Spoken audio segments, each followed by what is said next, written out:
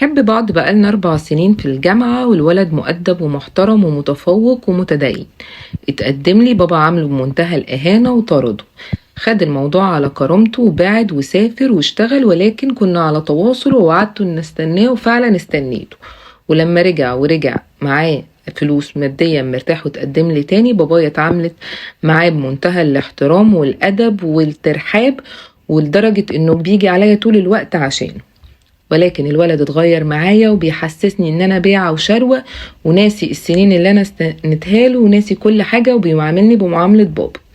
وانا عارفة ان بابا السبب في كده. اعمل ايه؟ اكمل ولا اسيبه؟ هقولك. اول حاجة، باباكي عنده حق في حاجة بسيطة، انه كان عايز يطمن عليكي، ولكن طبعا اتبع الاسلوب الغلط. فكده كده مش هنعيب في اهالينا عايزين مصلحتنا. الولد عنده حق انه يتضايق ويزعل، لان انتوا ما اشتريتهوش، ولكن انت اشتريتيه واستنيتيه. بص يا ست البنات، احنا هنكمل، ولكن في الاول هنعمل خطة.